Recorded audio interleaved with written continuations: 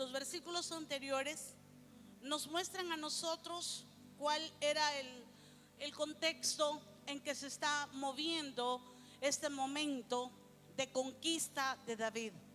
Dice la escritura que ellos venían de estar en la guerra y que David regresa juntamente con sus hombres de guerra y regresan al lugar donde ellos estaban situados en Ziklag. Y cuando regresan se encuentran con la triste noticia de que habían llegado los amalecitas, habían tomado a sus mujeres, sus hijos, sus ganados y todo. Así es que imagínese usted qué devastadora era aquella situación en la cual llega David. Así es que bajo este panorama yo quiero que usted pueda caminar conmigo y se pueda imaginar cuántas veces o cuántas situaciones similares nos ha tocado pasar en la vida. Que tal vez nos encontramos con cosas que no esperamos, que no anhelamos, cosas inesperadas, pero vamos a caminar en la palabra.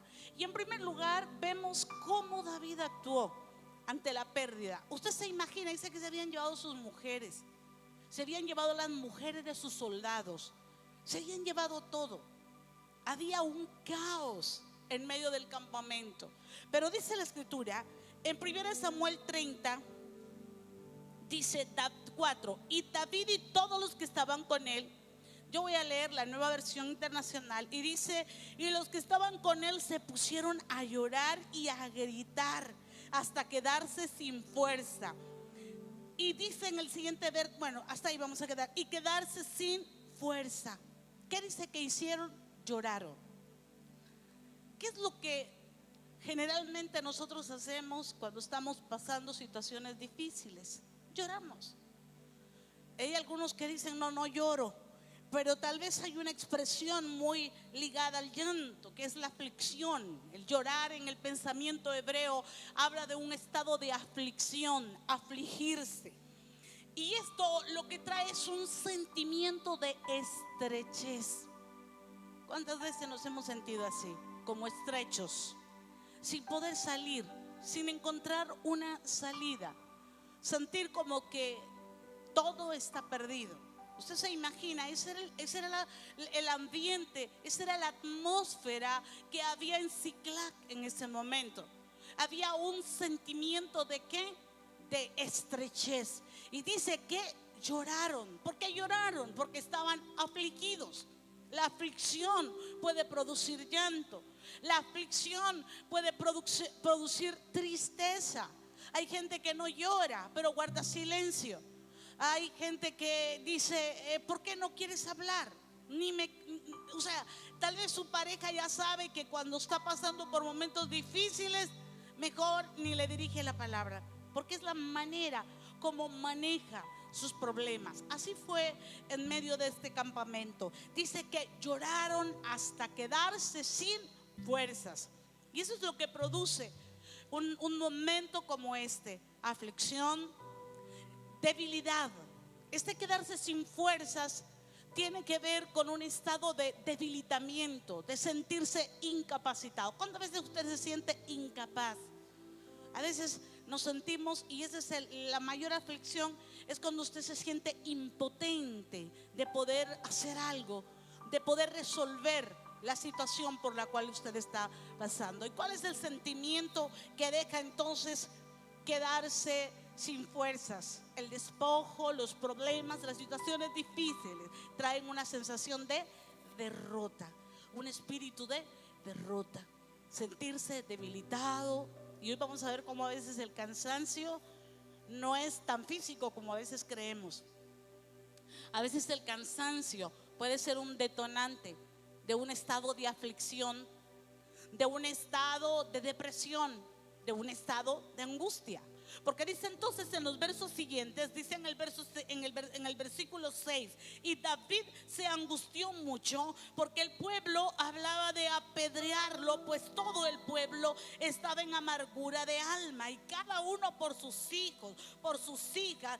Mas David se fortaleció en Jehová su Dios. ¿Qué dice la escritura? ¿Cómo estaban ellos?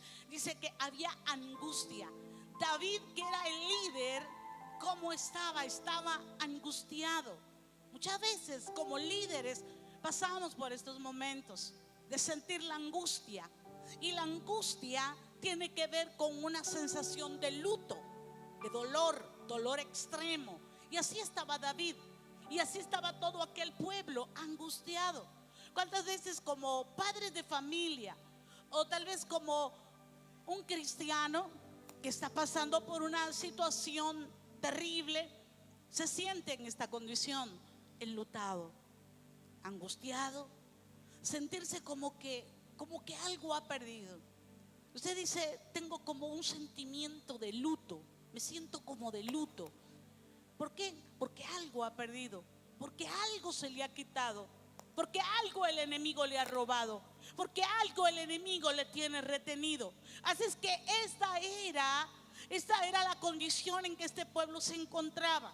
Y me gusta mucho hablar acerca de estos sentimientos porque son muy normales que nos acontezcan a nosotros. Podemos ser muy ungidos, podemos ser gente que vive orando, gente conocedora de la palabra. David era un líder, un hombre de fe, un hombre adorador, un hombre que era un general del ejército, pero él muestra su debilidad.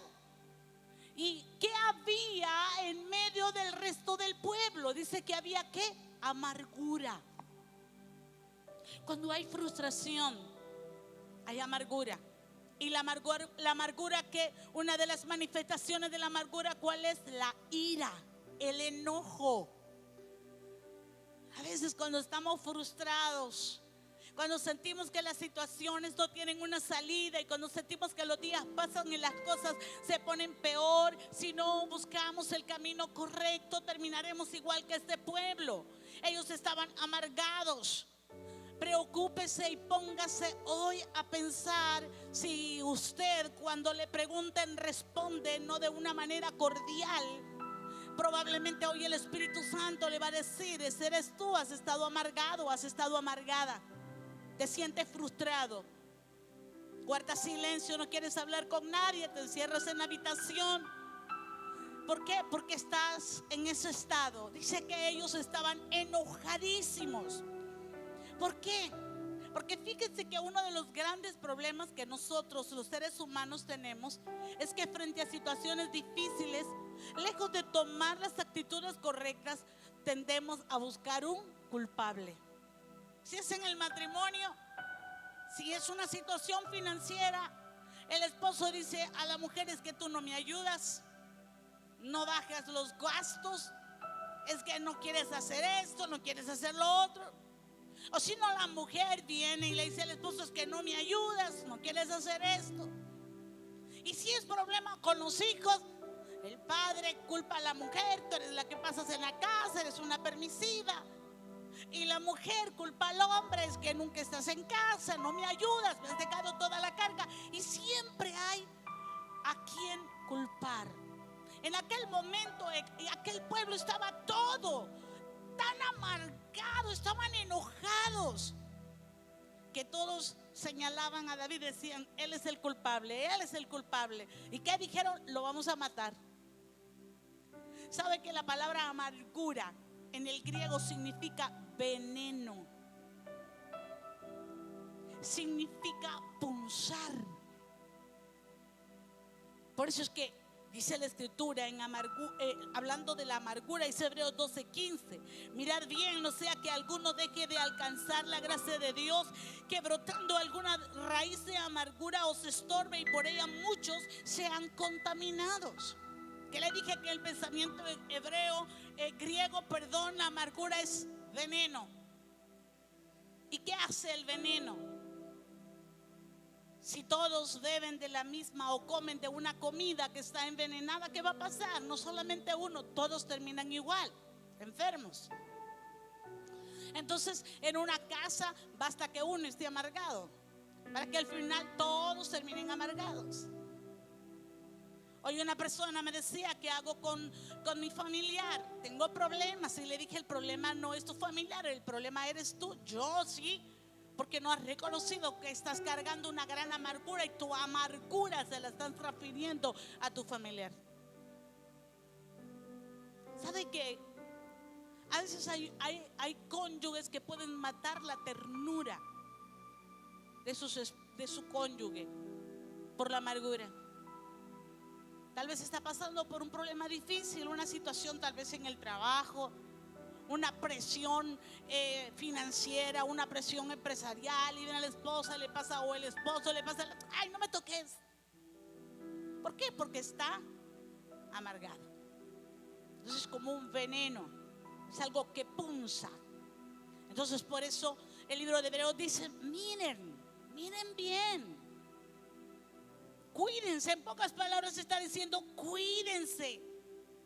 No sea que dejen de alcanzar la gracia de Dios al permitir que brote una raíz de amargura. Y al brotar una raíz de amargura, ustedes van a contaminar a los demás. Y eso es tan importante entender. Si hay algo que estorba la gracia de Dios, es la amargura. ¿Se ha fijado que cuando tenemos esos tiempos difíciles, la gente ya no le dice: qué lindo, qué linda te ves? Usted pierde la belleza. Pero cuando usted está viviendo esos tiempos de gracia, la gente le dice: qué bello, no sé, lo veo más joven, más rejuvenecido, más rejuvenecida, porque he recuperado la gracia.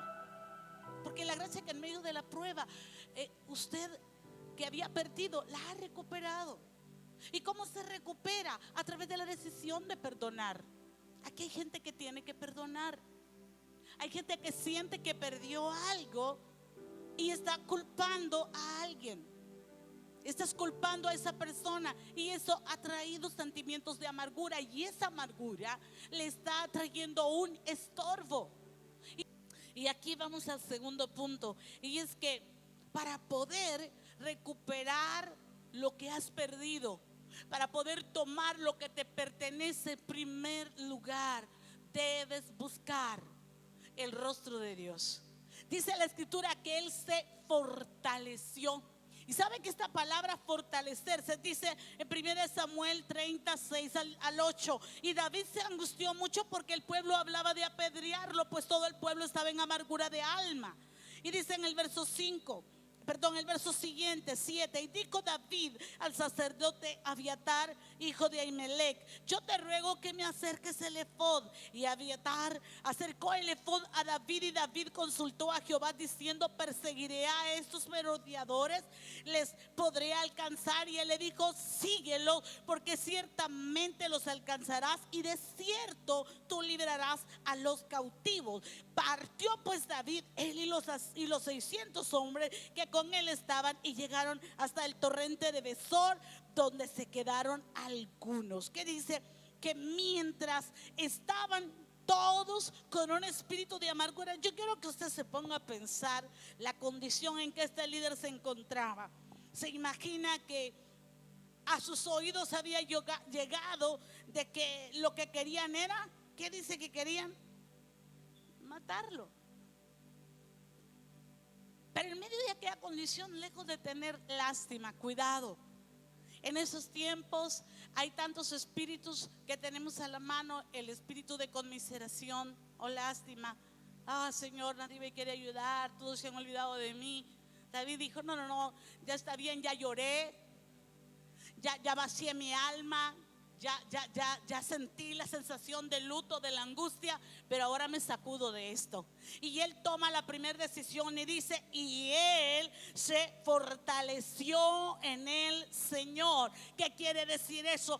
Él recobró el ánimo. Sabes que David, lejos de desanimarse, lejos de continuar en un estado de desánimo, él se sacudió y tomó una decisión de fortalecerse. Y esto quiere decir esforzarse, quiere decir valor, valentía, quiere decir liberarse de la tensión. Entonces lo primero que vamos a hacer, que es, vamos a tomar una decisión. Yo me paro, me pongo firme, me sacudo del desánimo, me sacudo de la angustia, me sacudo de este espíritu de derrota, me sacudo de la amargura. No importa quién tuvo la culpa, no importa quién fue el que lo provocó, pero yo me levanto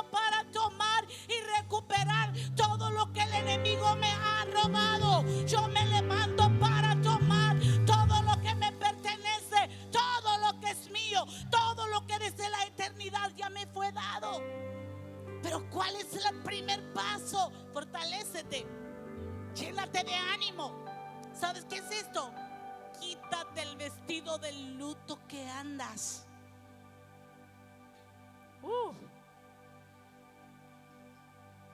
Si tienes que perdonar, perdona. Ya deja de culpar a los demás. Sé valiente. David eso fue lo que hizo. Dijo, no importa, es cierto, me quieren matar. Es cierto, todos están enojados contra mí. No importa que hoy no haya nadie del lado mío, pero yo me voy a parar firme. Yo voy a tomar fuerzas en el Señor. Voy a hacerme valiente. Voy a tomar valor. Y esto me gusta, tomar valentía. Aleluya. Eso es lo primero que tú tienes que hacer. Decidirte. Voy a sacudirme de esto.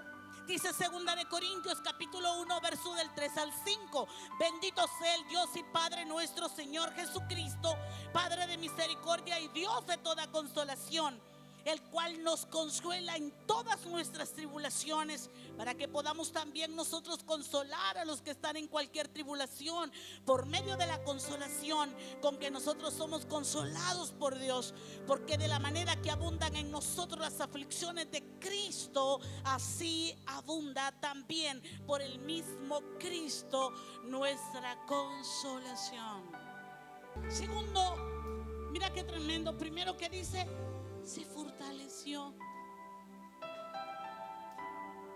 Cuando vayamos avanzando, tú te vas a dar cuenta que mientras él estuvo llorando, mientras él estuvo debilitado, mientras hubo angustia, no pasó nada. Dígale a alguien, cuando estás en medio de pruebas, dígaselo, cuando estás en medio de pruebas y solo te dedicas a llorar, dígale, no pasa nada. Dígale, no pasa nada. Dígaselo, no pasa nada. Créelo, dígale, no pasa nada. Tú puedes pasar meses llorando, años llorando, y no va a pasar nada.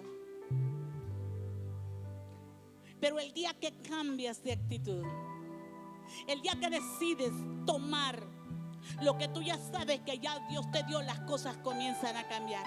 Comienza a moverse en el mundo espiritual un movimiento a tu favor. La sobrenaturalidad de Dios comienza a manifestarse a tu favor. Comienzas a ver lo que ojo no vio, lo que oído no oyó, lo que no ha subido al corazón del hombre, comienza a manifestarse a tu favor. Oh, yo declaro que hay una transferencia de fe, de violencia en este día. Oh, yo declaro que hoy hay un sacudimiento en el espíritu para provocarte que salgas del estado en que has estado y te lances ahora a un estado de conquista. ¡Ah! Oh. Segundo, ¿qué hizo David? No solamente se animó, ok, lo voy a hacer. Segundo, dijo, no, voy a clamar a Dios. Y esta es una de las cosas que a mí más me bendice del Señor. Dice la escritura, el salmista dice en el Salmo 50:15, e invócame en el día de la angustia y yo te libraré y tú me honrarás. ¿Qué dice? Invócame, clámame, búscame en el día de la angustia. En el día en el cual sentiste que ya no tenías fuerzas para seguir adelante, pero el Señor dice, invócame, clámame, que yo te voy a librar, que yo te voy a responder, que yo voy a extender mi mano a tu favor.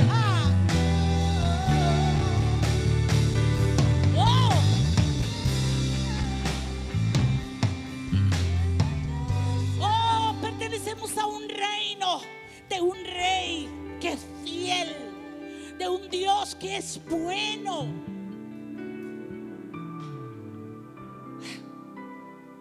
Yo he visto al Señor cambiar circunstancias de la noche a la mañana. Yo he visto al Señor cambiar circunstancias en minutos. Yo he visto al Señor hacer milagros extraordinarios. Yo he visto al Señor moverse de una manera que nunca me imaginé poder verla. Hoy yo quiero sacudir tu interior para que pronto tú puedas ver tu milagro. Para que pronto tú puedas levantarte y poder decir: esa palabra me provocó y me levanté del estado en que me encontraba. Yo estaba enlutado, yo estaba amargado, yo pasaba enojado, yo vivía peleando en casa, yo vivía echándole la culpa a mis hijos, yo vivía echándole la culpa a mis padres, yo vivía culpando a todos los demás. Pero Dios me sacudió, rompí, hice pedazo el vestido de amargura.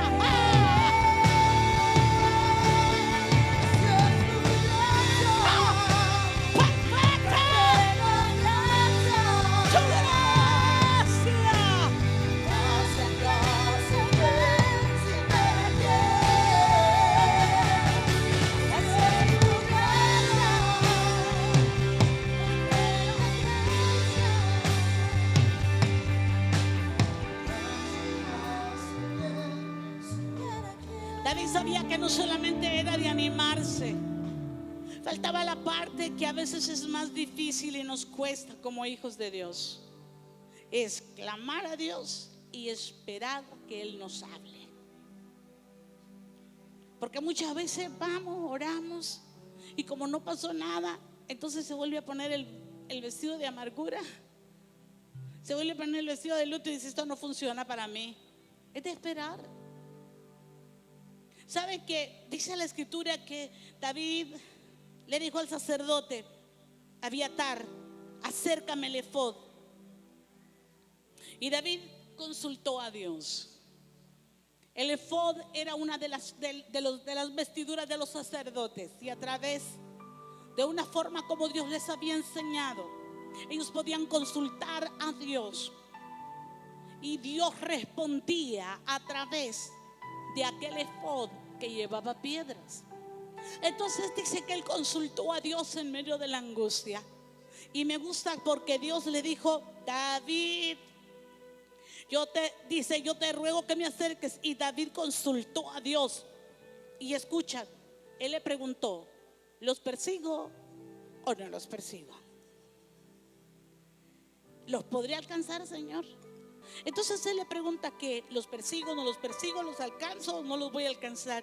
Y me gusta cuando Dios le dice: síguelos, porque los alcanzarás, y de cierto los librarás de los cautivos. Ahora bien, quiero hacer un pequeño paréntesis para provocarte una pasión por la voz de Dios.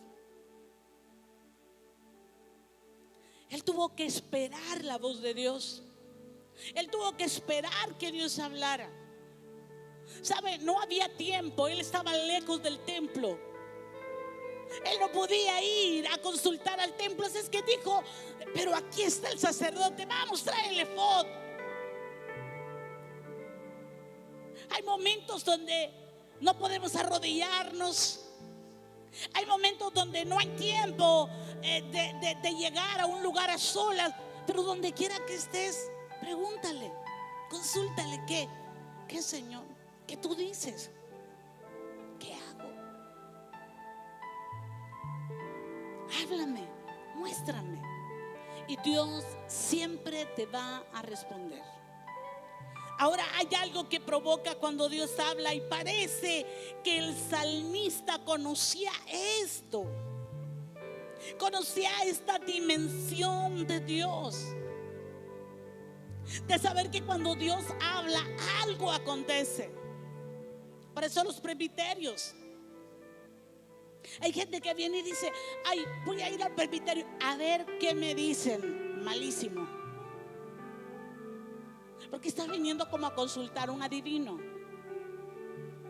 Antes bien, cuando a usted le dan una palabra profética, no lo quiero asustar, pero usted lleva una gran responsabilidad. ¿Qué va a hacer con esa palabra que Dios le dio? Porque hay algo que tras que Dios da la palabra, hay una acción que comienza a darse a su favor. Y si usted no hace lo que usted tiene que hacer, y si usted no actúa conforme a lo que Dios espera que usted haga, esa acción sobrenatural se quedará en el mundo espiritual y nunca caerá sobre su vida. ¿Cuántos están aquí? Me estoy dando a entender.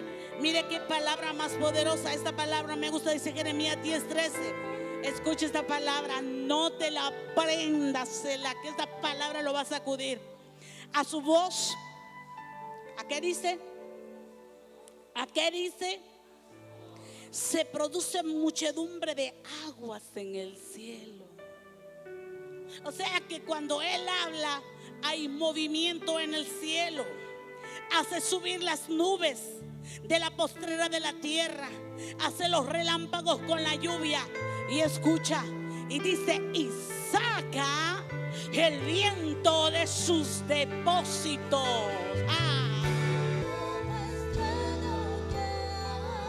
Este hombre sabía que lo más importante era saber qué Dios dice de esta situación.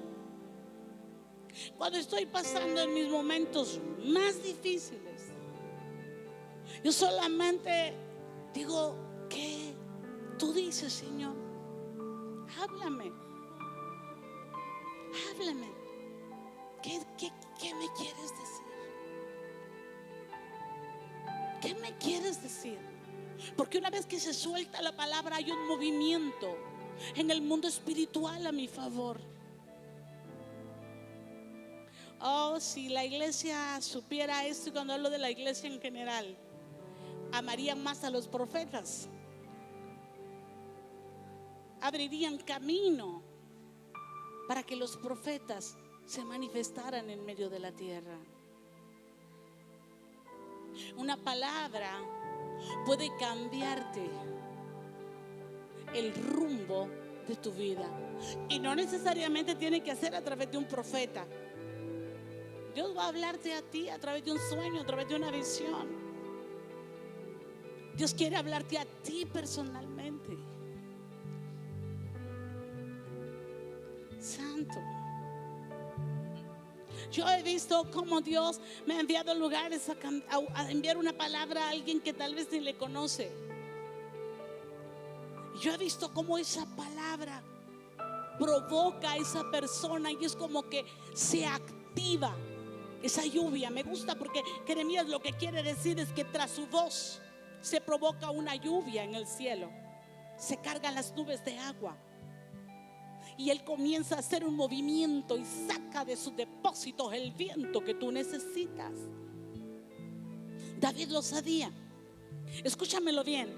Las mujeres seguían cautivas, los hijos seguían cautivos. Ni siquiera sabía dónde estaban. Porque este es el asunto. No solamente estaban cautivos, es que ni siquiera sabía para dónde se lo habían llevado. Pero tenía una palabra.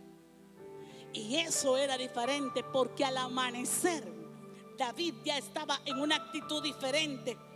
Dice que entonces al día siguiente ya no se habla del hombre angustiado, ya no está desanimado, ya no está él enlutado, sino que él dice en el versículo 9: partió pues David, él y los 600 hombres que con él estaban, y llegaron hasta los torrentes de Besor, donde se quedaron algunos. Si alguien se está durmiendo, dígale: no te hagas que te están hablando. ¿Se ha fijado que hay gente que se hace que tiene sueño? No es cierto, es que la palabra le está dando tan duro. Santo. Él sabía que la palabra tiene un efecto poderoso y nos asegura la victoria. Quiero darte otra palabra. Salmo 68, 11 y 12. El Señor ha emitido la palabra. ¿Qué dice? El Señor ha la palabra, y dice: y millares de mensajeras la proclaman.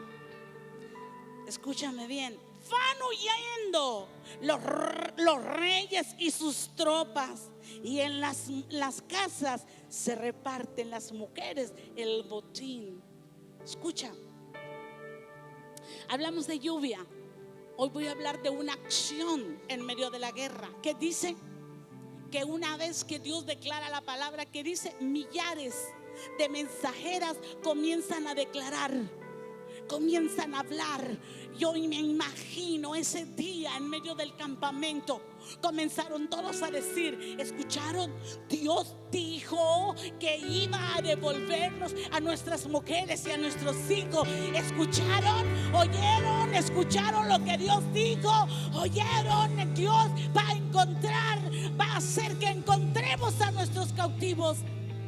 Y dice el salmista que cuando la palabra de Dios se suelta, escucha esta palabra, dice que los reyes huyen y también sus tropas. Santo, santo, santo. Y Dios puede hablarnos a través de sueños, a través de visiones, a través de palabras proféticas, pero también a través de una predicación. Dios te está hablando. Si estás en este lugar y tú estás escuchando esta palabra, o alguien la va a ver, esta palabra es para ti. Entonces apropiate, que Dios ha enviado su palabra a tu favor. Cree lo que está escrito, cree lo que hemos hablado. Dice también en el mismo Salmo 68, 32, 33, cántenle a Dios, oh reinos de la tierra, cántenle salmos al Señor. Selah, al que cava. Escucha esto. Yo no sé, es que yo cada vez que encuentro algo de lo que provoca la voz de Dios, es como que me enamora más. Amo lo que Dios me ha enviado a hacer. Dice, Selah, alabanza al que cabalga por los cielos antiguos, al que hace oír su voz de trueno. Su voz de trueno, su voz de trueno. Ahora bien, hablamos, fortalécete, clama a Dios, espera su palabra, pero hay algo más que hay que hacer. Y esto es algo bien importante. Haz como Dios te ha ordenado que hagas. Y esta es la parte más difícil, porque a veces sabemos lo que Dios quiere hacer, estamos seguros que Dios nos habló, pero decimos, vamos a ir 50 y 50, Señor. Mira, voy a hacer hasta aquí, pero esto quién sabe. Entonces al final dices, es que no me funcionó la palabra, parece que esa palabra no era para mí. No, es que no hiciste como debías hacer. Mira, cuando yo encuentro en Deuteronomio de 2, 24, 25 esta palabra, yo la estuve predicando el jueves y me trastornó. Cuando Dios le dice al pueblo de Israel, ya es tiempo que salgan de este monte, ya mucho tiempo han estado aquí, vaya, entren, conquisten la tierra que yo les he dado. Pero me dice lo que dice esta versión, dice, después me dijo el Señor, emprendan de nuevo el viaje, crucen el arroyo Arnón, yo les entregué a Sihón, el rey de Hesbón y su tierra, y dice, láncense a la conquista y declárenle la guerra. Hey. Una vez que escuchas la palabra y una vez que tu espíritu te ha dado convicción que esa palabra es para ti, que Dios espera de ti, que te lances a la conquista y que le declares la guerra a tu enemigo, que le declares la guerra al devorador, que le declares la guerra al que se ha opuesto a tu bendición. Yo espero que al final de este día tú vas a llegar a casa con un espíritu de conquista y te vas a lanzar. te vas a lanzar y le vas a declarar la guerra al enemigo, porque ya hay un movimiento en el cielo a tu favor y ya tus enemigos están temblando. Ya las tropas del enemigo recibieron una orden de desalojo. Ahora Dios que espera que tú te levantes y que actúes. David actuó, David se levantó, pero quiero que escuches esto. Y esto me gusta tanto, entender que la determinación es la que te dará fuerzas para poder conquistar. Dice Efesios 3:20 en la Biblia al día: al que puede hacer muchísimo más que todo lo que podamos imaginarnos o pedir, por el poder que obra eficazmente en nosotros. Hay gente que dice: es que si Dios no lo hace, pero es que si Dios no opera, es porque no es su voluntad. No es cierto. Hay un poder dentro de ti que va a provocar que esa manifestación que ya comenzó a operarse en el cielo, que esa nube que ya está cargada de agua, se convierta en lluvia y llegue a tu vida. Pero va a ser cuando ese poder que está dentro de ti comience a operar con eficacia. Pregúntate hoy qué tienes que hacer para que ese poder opere con eficacia a través de ti. ¿Qué tienes que hacer? ¿Qué has dejado de hacer que tienes que volver a hacer? ¿O qué tienes que hacer que desde ya tiempos tú sabías que tenías que hacer, pero has tenido temor de hacerlo?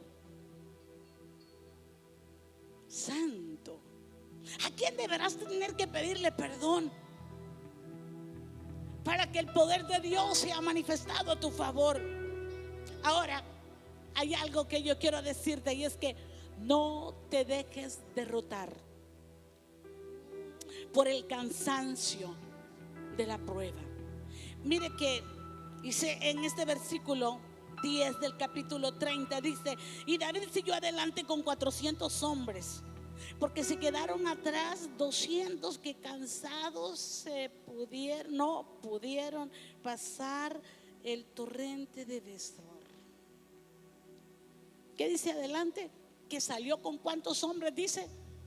No, primero dice con cuántos. 600. Ahora sí, póngase los cinturones, porque si va a conquistar, va a conquistar. ¿Iban cuántos? Dígalo conmigo, ¿con cuántos salió? Ajá. Y iban caminando y llegaron justo a un lugar, a la orilla del arroyo de Besor. ¿Sabe que esta palabra arroyo quiere decir torrente, pero también quiere decir invierno? Hey. Y seguramente todos comenzaron a ver el panorama. Y si me hundo, y si me ahogo, y si no llego al otro lado. Y entonces levantaron la gran excusa: 200. David, fíjate que estamos demasiado cansados. Tú sabes, primero el viaje allá que nos llevó a Ciclac, luego la prueba, estamos cansados. Mejor te vamos a esperar a este otro lado. Santo, yo meditaba tanto en esta palabra y digo: ¿cuántos que han comenzado al lado nuestro a librar una batalla se han quedado a la orilla del arroyo porque vieron las aguas turbulentas y dijeron: yo ahí no me meto?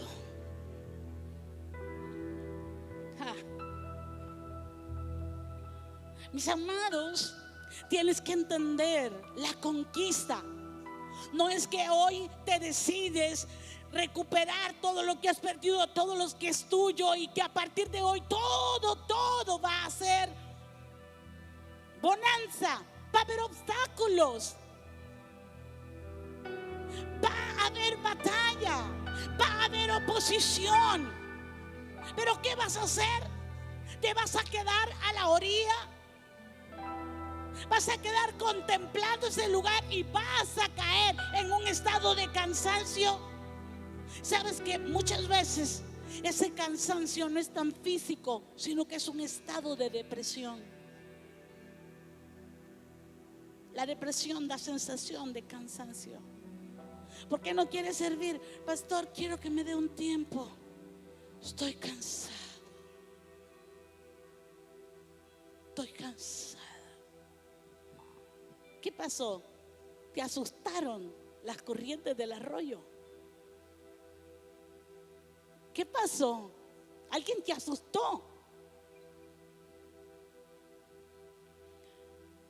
¿Saben que se le había levantado un ejército de hombres? Se levantó un ejército a favor de nosotros en medio de una batalla bien fuerte. Y yo casi no los miraba, todo era por WhatsApp.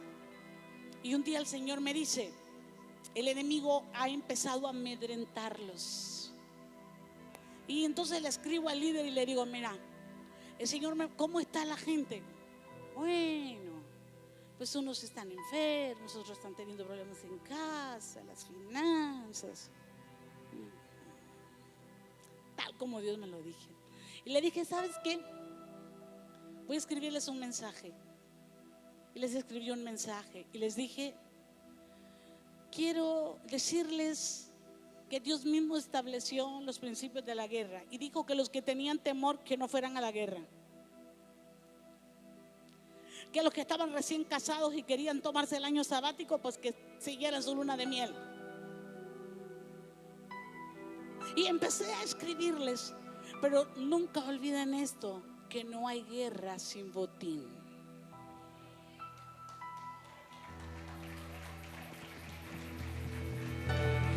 Y empecé y les escribí: hasta aquí bastante han caminado en medio de esta batalla, y no quisiera que uno se quedara sin experimentar esta gran victoria. Y ¿sabes qué era lo peor? Que había la misma gente los desanimaba y les decía: es que la guerra de la profeta es bien fuerte, tened cuidado. Bueno, ni nosotros pues con los años que tenemos nos metemos. Dígale a alguien: no sea de los 200 que se quedaron al otro lado. Dígaselo. Sacúdalo. Dígale: no te quedes al otro lado, cruza el arroyo. Dígale: cruza el arroyo, cruza el arroyo, cruza ese torrente, cruza el arroyo. ¡Oh! Crúzalo. Quiere decir que para poder obtener el botín vas a pasar por lugares de obstáculo, pero en medio del arroyo. Una de las palabras también para arroyo era pozo, fuente de agua. Dios es bueno. Hay gente que dice: es que fíjense que desde que yo empecé y me metí a la intercesión, todo se ha empezado a levantar contra mí. Fíjese que desde que comencé a servir, y yo a veces quiero sacudirlos y decirles: el diablo quiere retenerte lo que es tuyo, lo que te pertenece. Entonces dice la escritura que bueno, David emprendió el camino solamente con los 400 que tuvieron el ánimo y la valentía de poder cruzar el arroyo. Quiero hacer un alto en esto y decirte: nunca te excuses en decir: no, es que mire, yo me he parado porque mi esposo no quiere acompañarme, mi esposa no quiere ir conmigo, mis hijos no quieren ir, mis papás no quieren ir. ¿Te imaginas que los 400 hubieran dicho: David, si no vamos los 600, mejor no nos mudamos? Mira, no importa si no quieren ir contigo, Pero tú vas a tomar decisiones hoy y tú vas a decir: yo voy a cruzar al otro lado. Y no importa, yo sé que Dios irá tomado de la mano conmigo. No importa, no importa. Yo sé que tengo que cruzar un torrente, pero Dios mismo caminará conmigo. De aquellos 400, ninguno pereció, ninguno murió, ninguno se ahogó.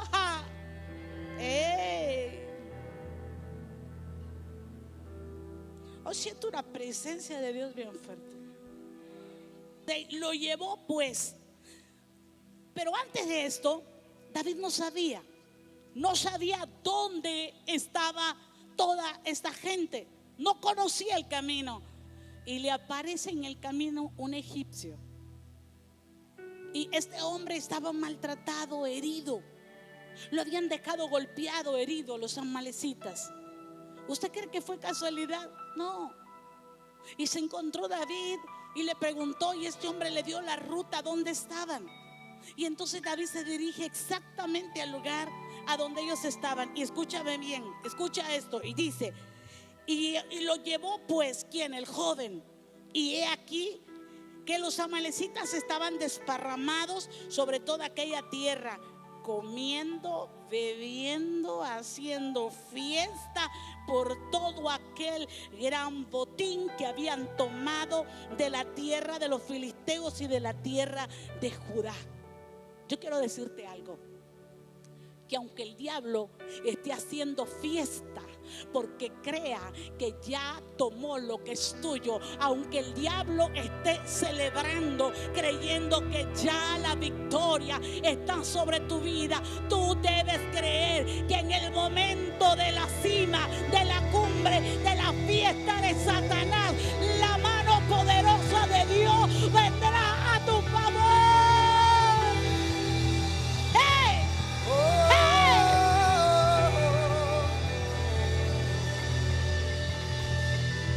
Dígale a alguien: aunque el diablo haga fiesta, somos más que vencedores. Somos más que vencedores. Romanos 8:36. Antes en todas estas cosas somos más que vencedores por medio de aquel que nos amó. Cierto día mi hijo me llamó, Didier, y me dijo: mamá, lo que más me da pesar es que a veces la gente me llama y hablan, o sea, ya la gente me dice, hace de usted como alguien que ya dejó, que ya pasó, que ya no existe. Y me llaman y me dice: mire, pastor, pero siempre recordamos el gran legado que su madre nos dejó. Lo más importante es lo lindo que ella nos entregó un día. El diablo estaba haciendo fiesta. El diablo había hecho creer: no, ya está casi muerta.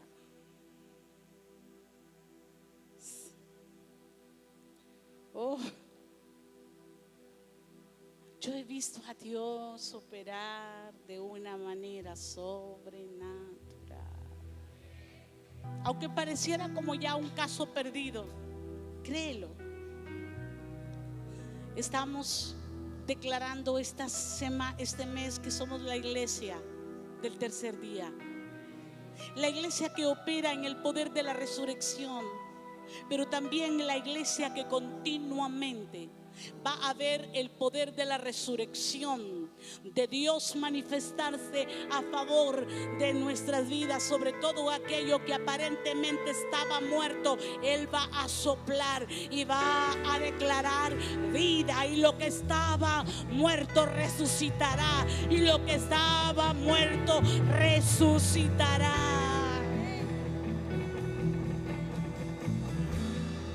Finalmente, quiero recordarte que toda batalla tiene un botín. Dice la escritura que David regresó Y dice, lo llevó pues y aquí que estaban desparramados sobre toda aquella tierra, comiendo y bebiendo y haciendo fiesta por todo aquel gran botín que ellos habían tomado. Y cuando David, dice en el versículo 26, y cuando David llegó a Siclac, envió del botín a los ancianos de Judá, sus amigos, diciendo: he aquí un presente para vosotros del botín de los enemigos de Jehová. Quise terminar con este pasaje. ¿Por qué?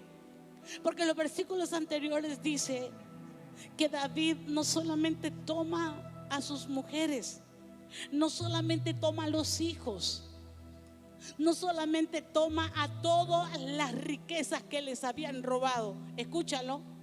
Se habían robado las riquezas de todas las conquistas, de todas las guerras que ellos habían tenido, sino que también David y aquellos 400 hombres regresaron a Siclac con todo lo que les habían robado, pero también regresaron con mayores riquezas. ¿Por qué? Porque despojaron al enemigo. Hay algo que tú debes entender, y este es un principio: toda batalla tiene un botín.